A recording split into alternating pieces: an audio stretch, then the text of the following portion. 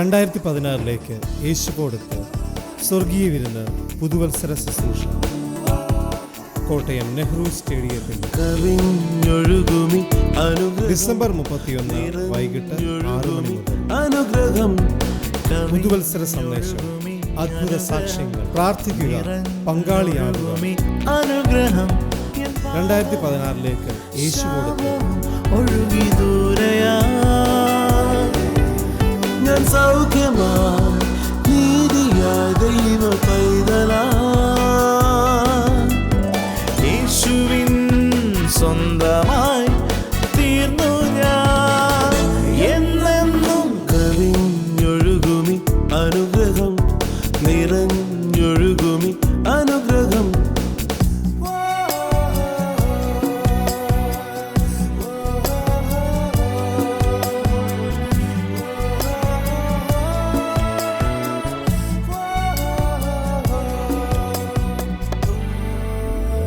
പാടുമെൻ്റെ നാഥനായി നവകീർത്തനം ഇനി എന്നുമേ നിറയുന്നെൻ ഹൃദയമാകെ നന്ദിയാ. എൻ്റെ ജീവനിൽ നീ ചെയ്തതോർത്താ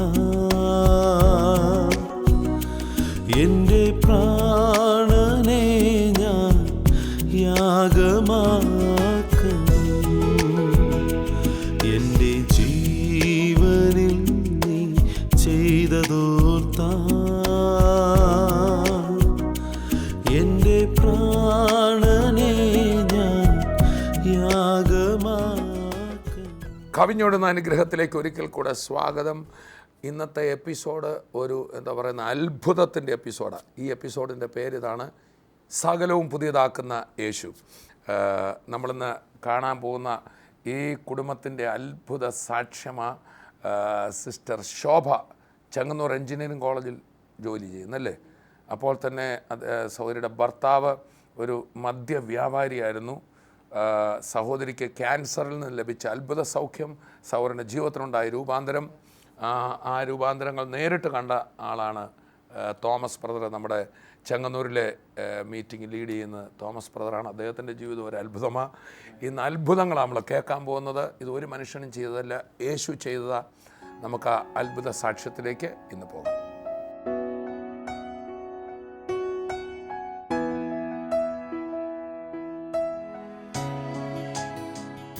സഹോദരിക്ക് അസുഖത്തിൻ്റെ തുടക്കം എന്തായിരുന്നു? ആദ്യം അവൾക്ക് കൈക്കൊരു വേദന വന്നായിരുന്നു. കൈക്ക് വേദന വന്നു കഴിഞ്ഞപ്പോൾ ആശുപത്രി കൊണ്ട് കാണിച്ചപ്പോൾ പറഞ്ഞു അസ്ഥിക്ക് തേയ്മാനമാണെന്ന് പറഞ്ഞു. അതിന് കുറേ എണ്ണയും കുഴമ്പും ഗുളിയൊക്കെ കഴിച്ചു. 2013 ആ വർഷം തന്നെ എനിക്ക് അസുഖം വരുന്നത്. ആദ്യം കൈക്ക് വേദന പോലെ വന്നു. അങ്ങനെ പോയി 2 മാസത്തോളം ആശുപത്രി പോയി മരുന്നുകളൊക്കെ അവർ പറഞ്ഞ അസ്ഥിയുടെ തേയ്മാനം കൊണ്ട് ഇങ്ങനെ പറ്റിയെന്ന് പറഞ്ഞു. അങ്ങനെ മരുന്ന് ഒക്കെ കഴിച്ചിട്ടൊന്നും എനിക്ക് കുറവില്ലായിരുന്നു. പിന്നെ അത് 2 മാസം കഴിഞ്ഞിട്ട് പിന്നെ ബ്രസ്റ്റിനൊരു മുഴ പോലെ ഇവിടെ ആ വേദന മാറി ബ്രസ്റ്റേലോട്ട് വരിക. ബ്രസ്റ്റേ വന്നു കഴിഞ്ഞപ്പോൾ അതിനകത്തൊരു മുഴയായിട്ടാണ് വരുന്നത്. ചെങ്ങന്നൂർ ഗവൺമെൻറ് ആശുപത്രിയിൽ ഏതാ ഡോക്ടറെ കാണിച്ചു. അപ്പോൾ അവിടെ ചെന്നപ്പോൾ പറഞ്ഞു ഇന്നപോലെ ബയോസിക് എടുക്കണമെന്ന് പറഞ്ഞു. തിരുവല്ല ഡേ കെയറിലേക്ക് കുറിച്ച് തന്നു. അവിടെ ചെന്ന് കഴിഞ്ഞ് ഒരാഴ്ച കഴിഞ്ഞ് ഇതിൻ്റെ റിസൾട്ട് മേടിക്കാനായിട്ട് അവിടെ ചെന്നു. റിസൾട്ട് മേടിച്ചുകൊണ്ട് വന്ന് വീണ്ടും ലത ഡോക്ടറെ കാണിക്കാനായിട്ട് ഗവൺമെൻറ് ആശുപത്രി ചെന്ന സമയത്ത് പുള്ളിക്കാരത്തി ഈ ഡോക്ടറെ മദ്രാസിലാണ്. അപ്പം ഫോണിൽ കൂടെ ബന്ധപ്പെട്ടപ്പോൾ പറഞ്ഞു അവിടുത്തെ ഡോക്ടറെ കാണിച്ച് കഴിഞ്ഞിട്ട് എന്തോ റിസൾട്ട് എന്നുള്ള അറിഞ്ഞു കഴിഞ്ഞിട്ട് അവിടെ ചെന്നപ്പം ക്യാൻസറാണ് ആ ഡോക്ടർ ചെയ്തു. വേദനയും ശരീരമൊക്കെ ഒത്തിരി ക്ഷീണിച്ച് വല്ലാത്തൊരവസ്ഥയായിരുന്നു. അത് കഴിഞ്ഞ് നേരെ കാരിത്താസ് ആശുപത്രിയിൽ ആദ്യം ട്രിവാൻഡ്രത്ത് അവിടാണ് വിട്ടത്, റെഫർ ചെയ്തത് അങ്ങോട്ട്. സഹോദരൻ്റെ 4 ബന്ധുക്കൾ അവിടെ പോയിട്ട് മരണമടയാനിടയായി ഈ സെയിം അസുഖം കൊണ്ട്. ക്യാൻസർ കുടുംബത്തിൽ തന്നെ ജ്യേഷ്ഠത്തിക്ക് ആദ്യം വരുന്നു. അത് കഴിഞ്ഞിട്ട് ഒരു ജ്യേഷ്ഠത്തിയുടെ ഭർത്താവിന് അസുഖം വരുന്നു. അവർ 2 പേരും മരിക്കുന്നു. അത് കഴിഞ്ഞ് 3ാമത് അമ്മാവൻ വരുന്നു. അമ്മാവൻ മരിക്കുന്നു. 4ാമത് ഇവർക്ക് ഈ അസുഖം വരുന്നു. പാരമ്പര്യമായിട്ട് ഈ ക്യാൻസർ ഉണ്ടാവും. ഇവിടെ അച്ഛൻ അസുഖം എന്ന് പറഞ്ഞാൽ അൾസറായിട്ടായിരുന്നു. അൾസറായിട്ടായി കഴിഞ്ഞ് കഴിഞ്ഞപ്പോൾ അതിന് വേണ്ടിയുള്ള ചികിത്സയൊക്കെ ചെയ്തു. അത് കഴിഞ്ഞ് പുള്ളി കിടപ്പായി കഴിഞ്ഞ് മരിക്കുമായിരുന്നു. അത് കഴിഞ്ഞതിന് ശേഷമാണ് ജ്യേഷ്ഠത്തിക്ക്. അപ്പോൾ ഈ അച്ഛൻ കൂടാതെ വേറെ 3 പേർ കൂടെ അങ്ങനെ തിരുവനന്തപുരത്ത് പോകാതെ ഈ പേടി കൊണ്ടാണ് പേടിയുണ്ട്. ആദ്യം ജ്യേഷ്ഠത്തിയെ ആദ്യം കോട്ടയം ഗവൺമെൻറ് ആശുപത്രിയിലാണ് കാണിച്ചത്. ചുരുക്കി പറഞ്ഞാൽ അവർ എല്ലാം മരിച്ചതുകൊണ്ട് കാരിത്താസിൽ പോകാൻ തീരുമാനിച്ചു. അങ്ങനെ കാരിത്താസ് ആശുപത്രിക്ക് അവിടെ ചെന്ന് കാണിച്ചെന്നാ പറഞ്ഞു, ഇന്ന പോലെ അവിടുത്തെ റിസൾട്ടുമായിട്ട് വന്നു കഴിഞ്ഞാൽ ഇവിടെ നോക്കത്തില്ല, അവിടെ ചെക്കപ്പ് ചെയ്യണം, അതിന്റെ റിസൾട്ട് എല്ലാം എടുക്കണം. എടുത്തു കഴിഞ്ഞാൽ അവിടെ ചെക്ക് ചെയ്തപ്പോഴും റിസൾട്ട് ഇത് തന്നെയാണ്, ക്യാൻസർ. അപ്പോൾ ഡോക്ടർ എന്തോ പറഞ്ഞു? ഓപ്പറേഷൻ ചെയ്യണം. അഡ്മിറ്റ് ആയിട്ട് മൂന്നാമത്തെ ഓപ്പറേഷൻ ചെയ്തു. അത് കഴിഞ്ഞ് ഈ ഓപ്പറേഷനും എല്ലാം കഴിഞ്ഞ് പിന്നെ രണ്ടാമത് വീട്ടിൽ പോയി കഴിഞ്ഞ് കഴിഞ്ഞപ്പോൾ ആ ഓപ്പറേഷൻ ചെയ്ത ഭാഗത്ത് തന്നെ വീണ്ടും ഒരു മുഴ. അത് എത്ര നാൾ കഴിഞ്ഞ്? അത് 3 ദിവസമോ 4 ദിവസമോ കഴിഞ്ഞ വീണ്ടും അവിടെ വന്നു. അവിടെ കിഴിച്ചിട്ട് പിന്നെ ട്യൂബും ബാഗ് ഇടുക. ഇട്ട് കഴിഞ്ഞിട്ട് അത് മുറയ്ക്ക് ഇങ്ങനെ പോയി അതിൻ്റെ ഇതെല്ലാം എടുത്ത് കളയുക. അങ്ങനെ ഇരുന്ന് കഴിഞ്ഞപ്പോൾ പറഞ്ഞു, ഇനി നിങ്ങൾ ഒരു കാര്യം ചെയ്യും, അവിടെ അങ്ങ് ടെസ്റ്റ് ചെയ്തോളാം പറഞ്ഞു. വീട്ടിൽ അതിന് മരുന്നൊക്കെ തന്നു. അപ്പോഴത്തേക്കിന് എല്ലാം മൊത്തം ഡോക്ടർ പറഞ്ഞില്ലെന്നുള്ളതേ ഉള്ളൂ. ഓൾമോസ്റ്റ് അവർക്ക് വല്ലാത്തൊരു തീർച്ചപ്പെടുത്തി ഇത് പോക്ക് കേസാന്നുള്ളത്. വല്ലാത്തൊരു അവസ്ഥയായി, കിടപ്പായിരുന്നു. ഇനി പ്രതീക്ഷയില്ലെന്നുള്ളത് ഞങ്ങൾക്കെല്ലാം പ്രതീക്ഷയില്ല. കാരണം ഈ 3 പേര് മരിച്ച് ഇതൂടെ ആയി കഴിഞ്ഞപ്പോൾ ആകപ്പാടെ ഞങ്ങളുടെ കുടുംബം ഒരു വല്ലാത്തൊരു അവസ്ഥയിലായി. ഈ രണ്ടാമത് വീട്ടിൽ പോയി ട്യൂബൊക്കെ ഇട്ട് കിടക്കുമ്പം ഇനി ഒരു പ്രതീക്ഷയിലല്ല. പ്രതീക്ഷയിലല്ല. ആള് ക്ഷീണിച്ച് ആളിനെ അറിയത്തില്ല, മുടിയില്ല, ഒന്നുമില്ല, ആകപ്പാടെ ക്ഷീണിച്ചൊരു വിറക് കമ്പ് കിടക്കുന്നതിൻ്റെ ഉള്ളൂ. കിടപ്പെന്ന് പറഞ്ഞാൽ നമ്മൾ ചാരിത്തേൽ ഇങ്ങനെ ഇരുത്തിക്കൊണ്ട് ആ കഞ്ഞി കൊടുക്കുന്നത്. കഞ്ഞി കൊടുക്കുമ്പം ഈ ബ്രഷിനകത്തു നിന്ന് പഴുപ്പും ചോരയും ഈ കഞ്ഞിക്കകത്ത് വീഴും. ഇങ്ങനെ ആഞ്ഞു കുടിക്കുമ്പോൾ ഞാൻ മാനസികമായിട്ട് ഒത്തിരി ഞാൻ സങ്കടപ്പെട്ടു. എന്ന് വെച്ചാൽ എനിക്കിങ്ങനെ ഇനി ഒരു ജീവിതം ഉണ്ടെന്ന് പോലും എനിക്കറിയത്തില്ല. എന്ന് വെച്ചാൽ കഞ്ഞിക്കകത്തും കഴിക്കുന്ന ആഹാരത്തിലും മുറിക്കകത്തെല്ലാം പഴുപ്പും ചോരയുടെ വീണങ്ങ് തെറിക്ക് വങ്ങ് അതുപോലത്തെ അവസ്ഥയാണ്. ഞാനെന്നൊരു ഓർത്തു, ഇനി എനിക്കൊരു ജീവിതമില്ലല്ലോ, എന്തോ ചെയ്യുന്നതേമേ ഞാൻ മരിച്ചു പോവാന്നല്ലോ എന്ന്. അങ്ങനത്തെ അവസ്ഥയപ്പോൾ ഭർത്താവിനോട് എനിക്ക് ഓർമ്മയുള്ളപ്പോഴെല്ലാം ഞാൻ പറഞ്ഞു, ഞാൻ എന്തോ പറഞ്ഞാലും എഴുതി വെക്കണം. എന്ന് വെച്ചാൽ കുടുംബത്തിൽ ഇത്രയും പേര് മരിച്ചല്ലേ, അന്നേരം എന്തോ ഞാൻ പറഞ്ഞാലും നിങ്ങൾ എഴുതി വെക്കണം. ഞാൻ മരിച്ചു പോയി കഴിഞ്ഞ് ഇന്ന പോലെ ഇന്ന കാര്യങ്ങളെല്ലാം നിങ്ങൾ ചെയ്യണം എന്നെല്ലാം ഞാൻ എൻ്റെ ഭർത്താവിനോട് ഞാൻ പറഞ്ഞു. അന്നേരം ഞാൻ പറഞ്ഞു, ഇനിയിപ്പോൾ എനിക്ക് ചിലപ്പോൾ ഞാൻ മരിച്ചെങ്കിൽ പോയി ചിലപ്പോൾ ഓർമ്മയൊന്നും കാണത്തില്ല, നിങ്ങൾ അന്നേരം അതെല്ലാം എഴുതി വെക്കുക, അല്ലെങ്കിൽ ഓർക്കുമ്പോൾ അതെല്ലാവരോടും പറയുകയൊക്കെ ചെയ്യണം. എൻ്റെ ഇളയ മോളുണ്ട്, അതിനെ കല്യാണമൊന്നും കഴിച്ചതല്ല, ആർക്കും ഈ അസുഖങ്ങളൊന്നും വരുമൊന്നും ചെയ്യില്ല. അന്നേരം നേരത്തെ കണ്ടുപിടിച്ച് ഇതെല്ലാം ചെയ്ത് ചികിത്സിപ്പിക്കാമല്ലോ എന്നുള്ള എനിക്ക് അത് പറയാൻ പറ്റത്തില്ല. അതുപോലത്തെ അവസ്ഥയാണ്. ഞാൻ കിടന്നായിരുന്നു യൂറിൻ പാസ് ചെയ്യുന്നത്. 2-3 പേര് കൂടി എന്നെ ബാത്റൂമിൽ കൊണ്ടുകൊടുക്കും എല്ലാം ചെയ്തുകൊണ്ടിരുന്ന ആ അവസ്ഥയാണ്. എൻ്റെ കർത്താവ് എന്നെ ഇത്രത്തോളം എന്നെ നടത്തുന്നത്, എന്നെ ഇത്രയും ഞാൻ എന്ത് ജോലി തന്നെ ചെയ്യും. ഓരോരുത്തർക്ക് അതിശയമാണ് ഞാൻ ജോലി ചെയ്യുന്ന കാണുമ്പോൾ തന്നെ. അപ്പം അന്ന് എല്ലാ പ്രതീക്ഷയും പോയി നിങ്ങൾ ഇരിക്കുക. കാരണം 4 പേര് ഇവക്കോടായപ്പോൾ 4 പേര് അപ്പോഴത്തേക്ക് പിന്നെ കുടുംബമേ പോയി. പഴുപ്പും ചോര ഇങ്ങനെ പോവുക, അതെടുത്ത് ആശുപത്രിയിൽ ചെല്ലുക, അവരിഞ്ഞ് എടുത്ത് കളയുക. ഇവിടെ വരുമ്പോൾ നമ്മൾ പിന്നെ അത് മരുന്ന് വെച്ച് കെട്ടുക, പഞ്ഞി വെക്കുക, അത് വീണ്ടും താങ്ങിയിരുത്താ ഡ്രസ് ചെയ്യുന്നതുമല്ല. അന്നേരം വെച്ചാൽ ഭയങ്കര അള്ളയായിരുന്നു ഈ മുറിവ്, ഭയങ്കര വലിയൊരു മുറിവായിരുന്നു. അള്ളക്കകത്ത് അതിനകത്ത് പഞ്ഞിയെല്ലാം കൂടെ വെച്ച് മരുന്ന് വെച്ച് കിട്ടുന്നത്.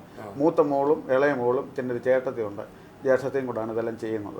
അപ്പോൾ എല്ലാ പ്രതീക്ഷയും ഇനി ജീവിക്കത്തില്ല, മരിക്കും എന്നുള്ളൊരു. അപ്പോൾ അങ്ങനെ എൻ്റെ മരുമോൻ വന്നിട്ട് പറഞ്ഞു, വെച്ചാൽ നമ്മളെ നോക്കാനുള്ളതെല്ലാം നോക്കിയില്ലയോ, ഇനിയിപ്പോൾ എന്ന് നമ്മൾ എന്ത് ചെയ്യാനാന്ന് ചോദിച്ചു. അങ്ങനെ പ്രതീക്ഷിച്ചു. അങ്ങനെ തന്നെ രാത്രികാലങ്ങളിലും ബന്ധുക്കൾ ഉറങ്ങാതെ കാവലിരിക്കുക, എപ്പോഴാ സംഭവിക്കാൻ അറിയത്തില്ല. അതുപോലെ ചുരുക്കി പറഞ്ഞ രാത്രിയിലൊക്കെ എപ്പം വേണമെങ്കിലും മരിക്കാൻ ആ അവസ്ഥയിൽ ഇരിക്കുമ്പോഴാണ് നമ്മുടെ സഹോദരി കടന്നു ചെല്ലുകയും തന്നെ ശോഭയ്ക്ക് വേണ്ടി പ്രാർത്ഥിക്കുകയും ചെയ്തു. എൻ്റെ സഹോദരൻ്റെ മോളാണ്. അപ്പോൾ അവിടെ നിന്ന് പ്രാർത്ഥിച്ചുകൊണ്ടിരുന്ന കൊടുത്ത് ഞാൻ പറഞ്ഞു, ഇവിടെ ചെയ്ത് നടക്കത്തില്ലെന്ന് പറഞ്ഞു. പൊക്കോളാൻ പറഞ്ഞു. ഇറക്കി വിട്ട് കഴിഞ്ഞാൽ ഒരു 2-3 ദിവസമായി കഴിഞ്ഞപ്പോൾ വേദന കൂടി. ആ സൗകര്യം എന്തോ സിസ്റ്ററിനോട് പറഞ്ഞേ, എന്നെ ഇങ്ങനെ പ്രാർത്ഥിക്കും. എന്നോട് പറയും, എൻ്റെ ആങ്ങളുടെ മോളാണ്. അന്നേരം എന്നോട് പറഞ്ഞു, അപ്പം യേശുവിനെ വിശ്വസിച്ച് കഴിഞ്ഞാൽ അസുഖമല്ല അപ്പടെ മാറും. അന്നേരം ഞാൻ പറഞ്ഞെടി, പിന്നെ മാമൻ സമ്മതിക്കത്തില്ല, ഞാനും മോളും മാത്രമേ ഉള്ളൂ ഇതിനകത്തുള്ളൂ, അതങ്ങനെ ആകുമ്പോൾ അന്നേരം വേണ്ടില്ല, അപ്പം ഞങ്ങൾ കാണാതായാലും വന്ന് പ്രാർത്ഥിക്കാമെന്ന് പറഞ്ഞു. അങ്ങനെ പുള്ളി ഇല്ലാത്ത സമയത്ത് വരുമായിരുന്നു. പലപ്പോഴും കാണാതെ വരും. പുള്ളി അവിടെ ഇല്ലാത്ത സമയം കാണുന്നത് രാത്രിയില്ല.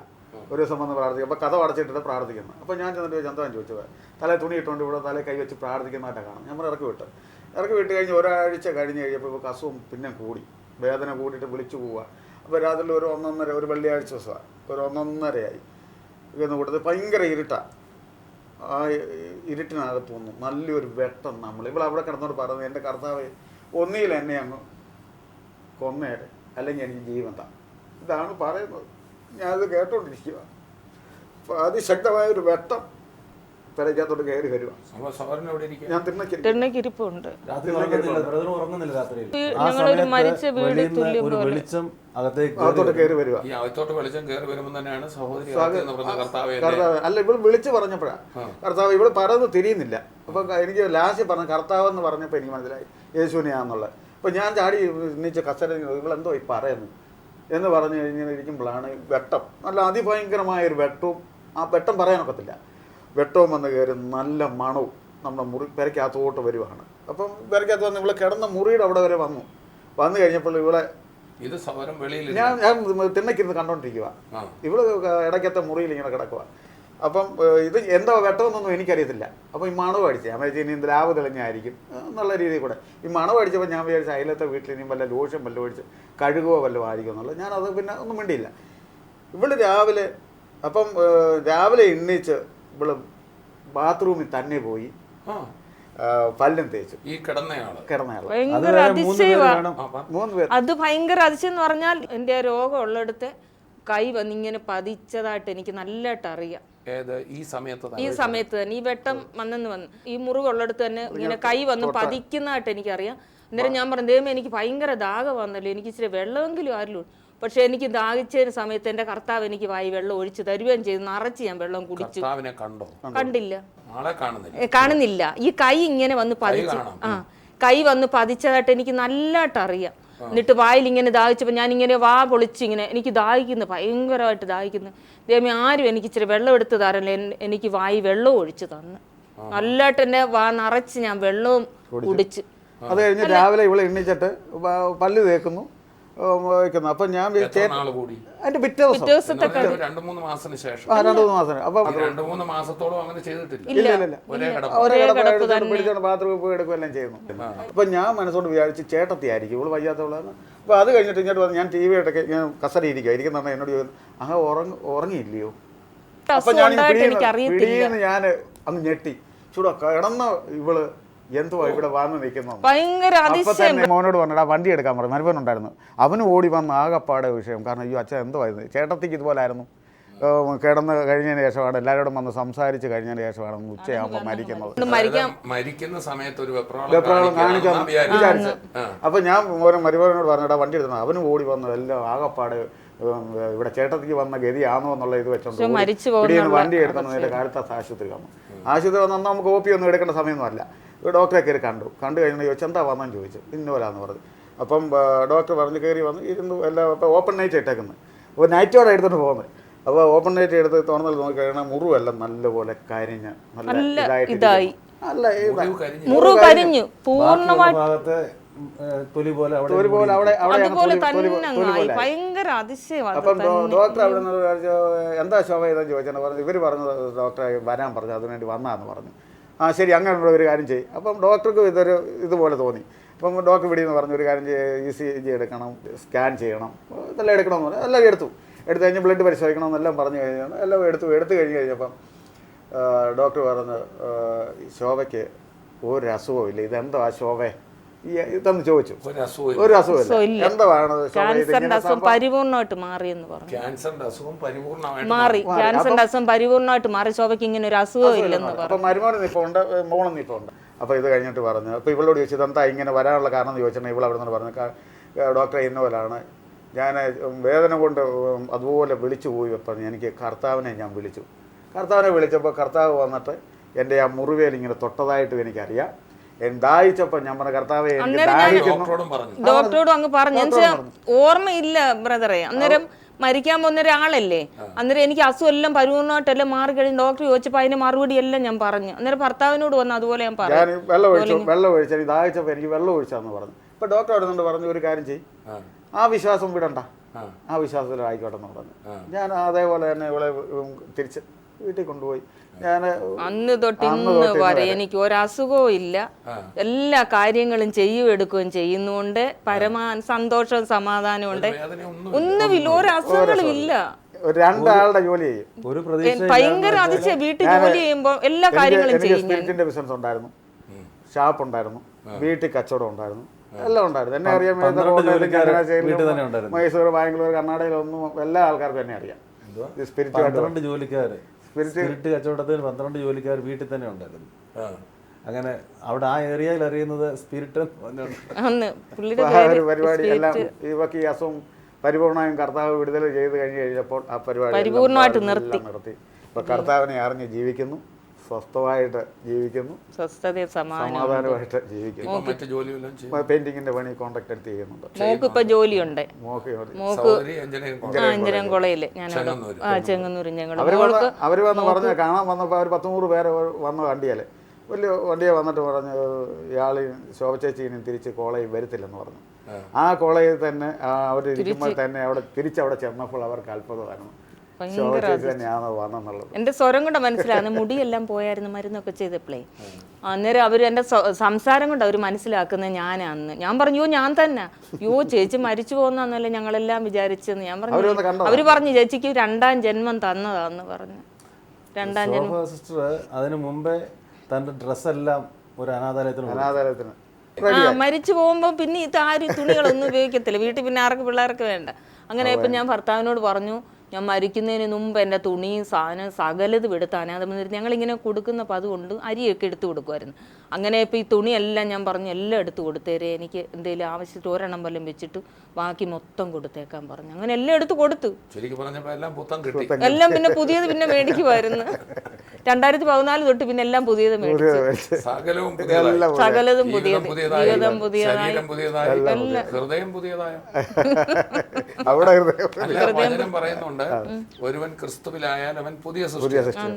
ഹൃദയവും സ്വഭാവവും ഒക്കെ മാറും. ഒത്തിരി മാറി, അദ്ദേഹത്തിന്റെ ഒത്തിരി മാറി ബ്രദർ.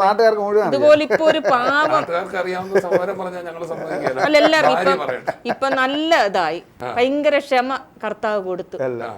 മറ്റേ നേരത്തെ ആരെങ്കിലും എന്തേലും ഒന്ന് പറഞ്ഞു 2ാമത്തേനും അവരെ അടിക്കാൻ ചെല്ലും, അടിച്ചിട്ടേ വീട്ടിൽ കയറത്തുള്ളൂ. പുള്ളിക്ക് അങ്ങനത്തെ സ്വഭാവമാണ്. പക്ഷെ ഇപ്പം കർത്താവിനെ അറിഞ്ഞ പിന്നെ ഒത്തിരി മാറ്റവും വന്ന് സന്തോഷമുണ്ട്. തിരിച്ച് ഞാൻ ചോദിക്കട്ടെ, ഈ പുള്ളിക്കാരത്തിയുടെ ഹൃദയത്തിനും സ്വഭാവത്തിനും വല്ല മാറ്റവും ഒത്തിരി ഇതുണ്ട്. കാരണം കർത്താവിനെ മാത്രമേ വിളിക്കുന്നുള്ളൂ. ശരീരത്തിന് സൗഖ്യം കിട്ടിയതോ അല്ലല്ല, ആൾക്ക് മാറ്റം വന്നു. ഞാൻ നേരത്തെ വല്ലതും പറഞ്ഞ അങ്ങ് ദേഷ്യപ്പെടുമായിരുന്നു. സഹോദരി പറഞ്ഞ ഞാൻ നേരത്തെ വല്ലതും പറഞ്ഞ ദേഷ്യപ്പെടുമായിരുന്നു. ഇപ്പൊ എല്ലാം ഒരു പ്രത്യേക ചിട്ടയാണ്. ചുരുക്കി പറഞ്ഞാൽ കുടുംബം മാറി സ്വർഗമായി. അല്ല സന്തോഷം സമാനമുണ്ട്. മോക്ക് ജോലി ഇല്ലാതെ വിഷമിച്ചിരുന്ന് അവക്ക് കോളേജ് ജോലി കിട്ടി. ഇളയ മോക്ക് ഞങ്ങളുടെ അടുത്ത് തന്നെ പ്രൊവിഡൻസ് കോളേജ് കിട്ടി പഠിപ്പിക്കാനായിട്ട്. അപ്പം ഇതാ സകലവും ഞാൻ പുതിയതാക്കുന്നു, എല്ലാം പുതിയതാക്കി. തന്നെയുമല്ല, തൻ്റെ മകൾക്കൊരു അത്ഭുത സൗഖ്യം എന്ന് പറഞ്ഞാൽ പ്രഗ്നൻ്റ് ആയപ്പം ട്യൂബർ പ്രഗ്നൻസി ആയിരുന്നു. ഇവർ പ്രാർത്ഥിച്ചു. പിന്നെ 2ാമത് വീണ്ടും ടെസ്റ്റ് ചെയ്യാൻ പോയി കഴിഞ്ഞപ്പം അത് പിന്നെ യൂട്രസിലേക്ക് കടന്നു വന്നു. സ്കാൻ ചെയ്ത് കഴിഞ്ഞപ്പം പറഞ്ഞു കുഞ്ഞ് ട്യൂബേലാണെന്ന് പറഞ്ഞു. അതുകൊണ്ട് അത് ഒന്നിലെ തള്ള അല്ലെങ്കിൽ മോളെ എന്ന് പറഞ്ഞു. അപ്പോൾ ഇത് എന്നോടൊന്നും പറഞ്ഞില്ല, ഇവർ തമ്മിലിരുന്ന് പറഞ്ഞു അബോർട്ട് ചെയ്യണമെന്ന് പറഞ്ഞു.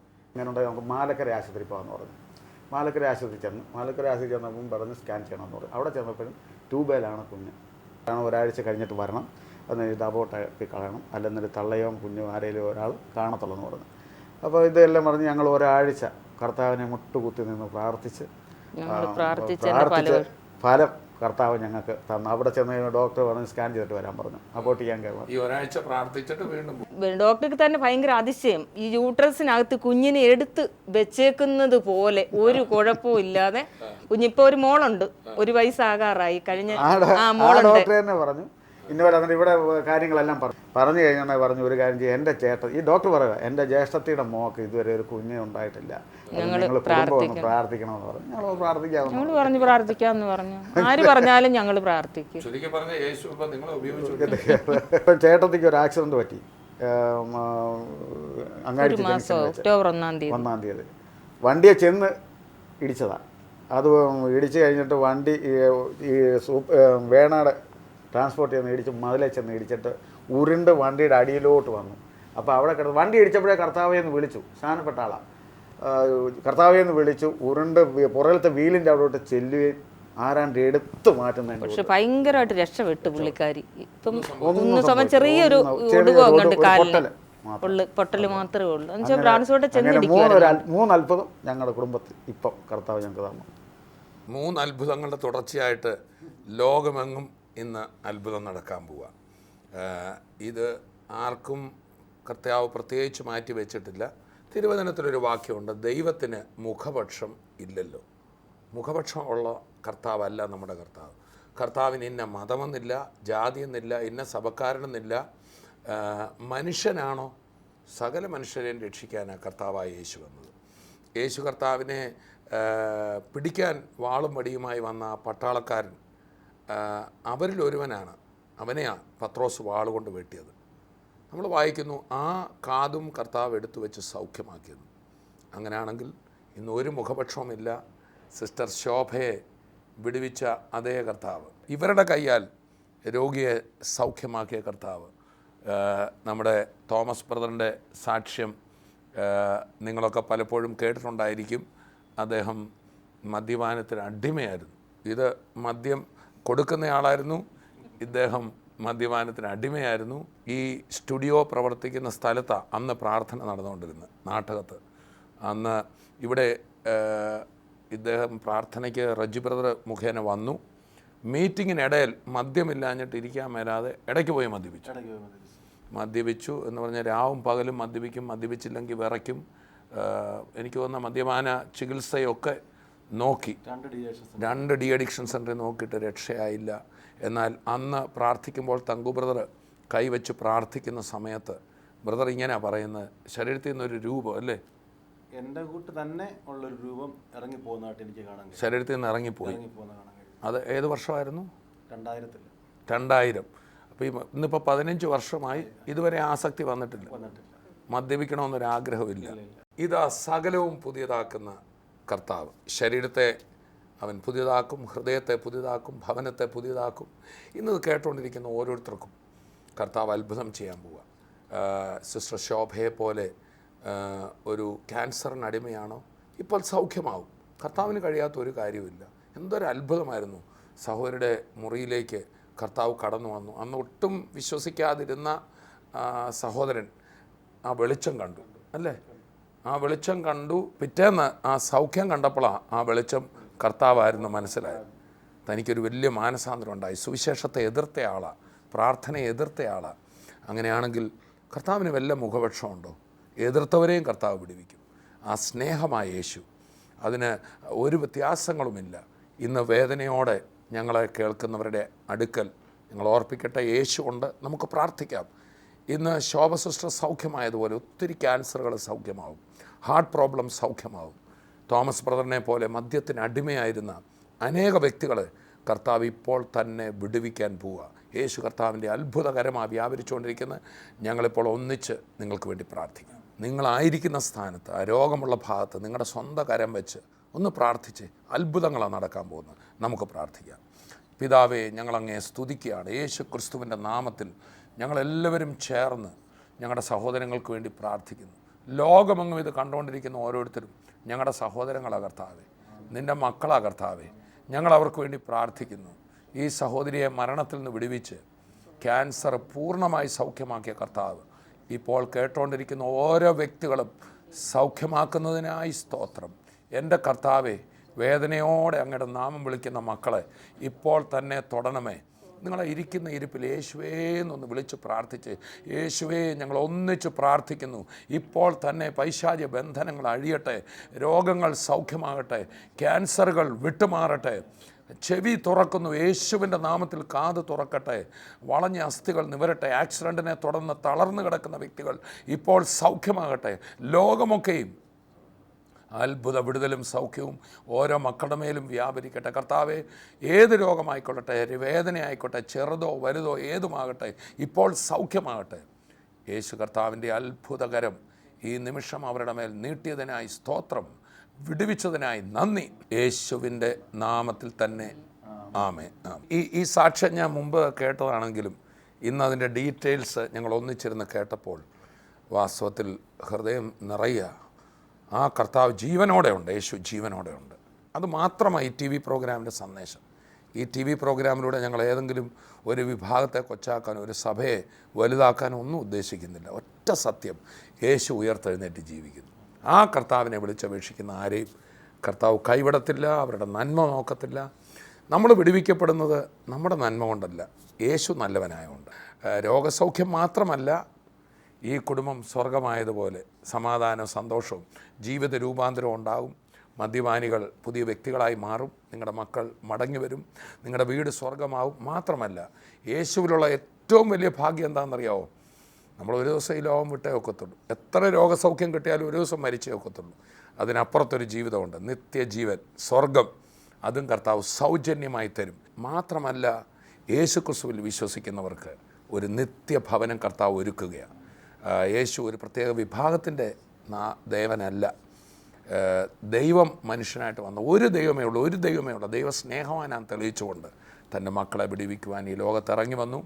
ആ കർത്താവ് നമ്മെ വിടുവിക്കുന്നവന്, കർത്താവ് നമ്മെ സഹായിക്കട്ടെ. സോ യേശു ക്രിസ്തുവിൽ വിശ്വസിച്ച് ഈ ലോകത്തിൽ സ്വർഗീയമായ ഒരു ജീവിതവും മാത്രമല്ല മരണാനന്തരം കർത്താവിനോടൊപ്പം സ്വർഗഭവനവും പ്രാപിക്കാൻ കർത്താവ് നിങ്ങളെ അനുഗ്രഹിക്കട്ടെ. അടുത്ത എപ്പിസോഡിൽ വീണ്ടും അനുഗ്രഹിക്കപ്പെട്ട ഒരു ആത്മീയ വിരുന്ന് നമുക്കായിട്ട് ഒരുങ്ങുന്നു. അതിൽ കാണും വരെയും കർത്താവ് തൻ്റെ കൃപയിൽ നമ്മെ സൂക്ഷിക്കട്ടെ. I bless you in Jesus name. ആമേൻ. എൻ്റെ ജീവനിൽ നീ ചെയ്തതോർത്താ എൻ്റെ പ്രാണനെ ഞാൻ യാഗമാക്കുന്നു. എൻ്റെ ജീവനിൽ നീ ചെയ്തതോർത്താ എൻ്റെ പ്രാണനെ ഞാൻ യാഗമാക്കുന്നു.